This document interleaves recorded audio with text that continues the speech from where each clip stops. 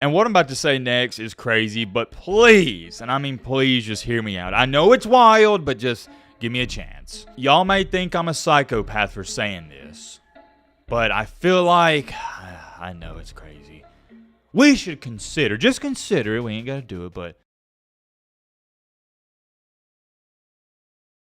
alright, so this time last week on the channel, we made a video that's titled, and it's still on the channel, If Alabama Loses to Tennessee, ... And to sum up that about roughly 9-minute video, I just talked about what's going to transpire if Alabama loses. Not to be ironic, but I stated in that video, things are going to get rocky in T-Town, and you're going to see this program push the panic button, and I don't want to say I nailed that on the head, but I kind of did. It seems like ever since that loss to Tennessee, we've made a video on Alabama every single day. There's a ton of stuff going on. Former Heisman Trophy winner Mark Ingram and A.J. McCarron, who won multiple championships at the quarterback position, both of them have called out the program and university. Or I say the program and university, what am I even talking about? No. They didn't call it the program and university. They called out this Alabama football team. And by the way, on that video, this is the top like comment. This is from Daredevil. Shout out to Daredevil. Comments on all the videos. If Alabama loses, tattoo the final score on your arm of this game. That is the bet. Maybe some of you are misguided, and that's not the only comment I've seen like this, but people are saying, oh, if Alabama loses, Matt, you got to do this, you got to do that. Nowhere in that video or any other video did I say, if Alabama loses, I'm going to do this. I'm going to do X, Y, and Z. I'm going to do what the top like comment says. There was none of that. What do y'all think this is? Y'all just say, oh, if Alabama loses, Matt, you got to do that. Like, and this dude at the end, what made it even crazier, he said, that is the bet. Like, I don't even have a choice. He's just saying, yep, it's locked in, and that's what we're going to do. And then you got people arguing in the replies talking about, well, it can be temporary, Matt. And then Daredevil's like, heck no, it can't. What are y'all even talking about? I never even said I was going to do it. I love y'all. We got a great community, but y'all are tripping out just making up these random bets. Like, I have no say-so in it whatsoever. It's just whatever y'all write in the comments, yeah, I got to do it. Anyways, getting back on track here, it's not an if anymore. Alabama did, as a matter of fact, lose to Tennessee. I'm not going to sit up here and talk about that game anymore. We know what happened. Tennessee tried giving Alabama the game in the first half. They did. They tried their best. They gave Alabama not one, not two, but 3 turnovers, and they had 2 missed field goals. You know how many points Alabama had to show for those 3 turnovers in the first half? 0. Alabama's defense didn't play stellar. They haven't been even average all year, but I think they played good enough to win the game. Fast forward time to the second half, that Alabama defense couldn't stop a nosebleed, and it was back to its normal self. But the newest new trends we've started to see with this Alabama team, especially the past 2 games, is the offense, more importantly, Jim Milroe, has been struggling significantly. Hopefully they can turn around against Missouri. We'll get that in just a second, but all in all, Alabama's just an average football team, guys, and I know it's hard for Alabama fans to come to terms with reality with it, but the quicker you realize that and understand it, the easier to make watching the games. If you expected Alabama to go out here and dominate South Carolina, dominate Tennessee, or now dominate Missouri, I don't want to say you're delusional, but it's more so of like you're living in Delulu land. I live in the state of Alabama. Most of y'all know this, and the one thing everybody says over and over and over when talking about these games is, oh, well, it's hard to predict it because I don't know which Alabama I'm going to see. And I'm just like, what? What are you talking about? This Alabama team all year long, outside of a couple quarters here and there, is average. They had 1 full and complete game this year. That was against Wisconsin. Alabama, they look like a top 2 or 3 team in the nation against them in the first half against Georgia. Outside of that, they've been average. So what do you mean you don't know which Alabama team you're going to see? Because you've seen who they are all year long. Not very good. I think what it is everybody's just clinging on to that first half against Georgia and how amazing they looked. I'm going to enlighten you on something. When you play 3 straight bad games against Vanderbilt, South Carolina, and Tennessee, that is who you are. That's not the fluke. The fluke was the first half against Georgia. And I hate to call it a fluke. I'm an Alabama fan, y'all know this, but it's the truth. There shouldn't be any confusion from Bama fans. If you play great at this point in time, it is a fluke. When you go out here and play bad, undisciplined football time after time after time, that is who you are. So for all my Alabama fans that are looking forward to this game Saturday, don't get your hopes up. I'm not saying Alabama won't beat them by 30. They might, but you shouldn't expect it. You know why you shouldn't expect it? Because of pattern recognition. That leads me to my next point perfectly. I hate to label this as good news, but you get what I'm trying to say. Missouri's starting running back, he's not playing. To go on top of that, there's now reports coming out that Missouri's starting quarterback Brady Cook, he might not be playing. He's listed as doubtful. This is Brady Cook's last season, so I have a hard time believing he's not going to give it a go. But even if he does give it a go, he's not 100%. He's probably not even going to be 80%. He's probably something around 60, 65. So if there was ever a time for Bama to just steamroll a top 25 team, it would be now. Missouri has their starting running back out, and their quarterback might not even play if he does play not healthy. Alabama should win, but going back to this, it's so embarrassing to even talk about. They also should have beat Vanderbilt. They also should have beat Tennessee. They also should have beat South Carolina by way more than what they did. This whole, Alabama should have talk, it's nonsense at this point. It's up in the air. As to why Alabama is more than a 17-point favorite, I have no idea. If you are taking Alabama on that spread, you've lost your mind. There's just no way I'd bet on this Alabama team. No way. Now, with all that being said, let's talk about this case and scenario.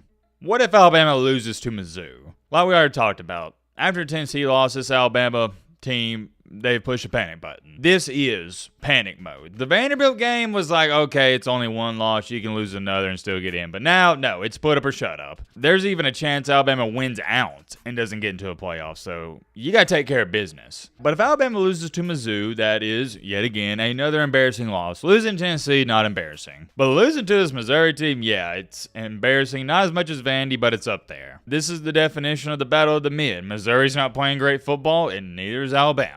And there's already a large percentage of Alabama fans that are done with Jalen Milroe. They want to see Ty Simpson get in there, and I understand it. Although I don't agree with it, I get it. I'm still wrong with Jalen Milroe's QB1. I still think he's our best option. But if Alabama loses this game, and if that does happen, more than likely Jalen Milroe is going to throw 1-2 interceptions, maybe has a fumble or is just not accurate, yeah, it'll turn into from 40% of Alabama fans hating on Jalen Milroe and calling for his job to about 80%. Because if Alabama loses to Mizzou, that's now 3 losses. They're eliminated from playoff contention. Bama fans are now looking forward to next year, and you know what the plan next year would be? Give Ty Simpson the ball, so let's just start grooming him now and getting him ready. That would be the thought process behind that, but let's also talk about Kalen DeBoer. Bama fans are already on the fence about him, but losing a home game to Mizzou, whew, that'd take it to another level. I don't care if Kalen DeBoer loses out. You'll never hear me say fire Kalen DeBoer this season. Not going to happen. And I'm not even going to critique him too much because it's his first year and that's one of my golden rules. But to go back to this point, if Bama loses, I feel like we got to change things up. You got to start playing some of these backups because playing the starters ain't working. And more so of what I'm talking about, the offense is fine. Jalen Milroe's just got to pass better. I'm talking about the defense. We got a 5-star that goes by the name of Keelan Keeley. I'm still trying to figure out why he's not playing. I'm not a big fan of Kane Womack and what he's done this year, and I feel like just plugging in some new guys, it may give us a spark, and maybe, who knows, the backups are a little better. The bad part about this for DeBoer is if he loses this one, he's going to start to lose the support of the fan base. And here's a great example. Alabama basketball is currently ranked second in the nation. He loses this one, the fans are already going to be talking about basketball season. Say, yeah, this year's over. Let's talk about basketball and Nate Oates. Because Nate Oates is a serious and legit top 2 or 3 head coach in college basketball. That's my humble opinion, but I don't even know if it's opinion. I think it's a fact. And here's another reason why a loss to Mizzou would be highly embarrassing. They do not have the talent to beat Alabama, or at least they shouldn't have the talent to beat Alabama. Heck, man, I think you can make a legit case and argument that Vanderbilt arguably has just as much talent, if not more, than Missouri. The Luther Burden kid, he's special, but outside of that, remember, running back, he's not playing, quarterback might not play. I mean, guys, there's just no way Alabama should lose this football game. And what I'm about to say next is crazy, but please, and I mean please, just hear me out. I know it's wild, but just give me a chance. Y'all may think I'm a psychopath for saying this, but I feel like, I know it's crazy, we should consider, just consider it, we ain't got to do it, but consider running the ball more. I am so sick and tired of seeing us throw the ball 40 to 50 times per game. Can we run the rock? Like, good gosh almighty, man. We are beating Tennessee in the whole first half, and we're not even running the ball. Run the ball! And I used to hate when Bama fans say run the ball because we almost did it every single play, but no, we barely even run the ball now. I wouldn't even be mad if Justice Haynes and Jalen Miller decided to enter the transfer portal after this season. I would love for Jalen Milroe at max to throw 14 to 15 passes in this game. And what's so sad about it and really just mind-boggling is it's not like we can't run the ball, because we can. Last week, it felt like we was getting 4 to 5 yards per carry on every attempt. Every now and then we had a blow-up play, but I mean on 1st and 10 when we just handed it off, we were getting 3 to 4 yards. And then what we do on 2nd and 6, pass the ball, get behind the chains, and yeah, it was wraps from there. I would love Alabama just to go back to old school Bama and run the rock. Will it happen? Probably not. It ain't happened all year, so my hopes aren't up. And I hate to say this, but we just ain't good, man. We're average. Our defense is actually, according to the stats and numbers, below average. And the way the offense has been playing past couple weeks, they're also below average. Apparently and allegedly, Milroe, he's not 100%. He's banged up, and that does make sense. He's not running as fast as he used to, and he's not climbing up in the pocket. But here's my thing with that, and my granddad always told me this. He said, if you're out there playing, then you can't use the injury excuse, because obviously you're not hurt enough to the point where you can't play. Since I was held to that standard, that's how I view injuries with these current players as well. If you're playing, can't use the injury excuse. But here's my thing. Jalen Milroe, if you are hurt, let Ty Simpson go in there and play. Speaking of Ty Simpson, here's the last thing I'm going to say about this, and we'll end off the video.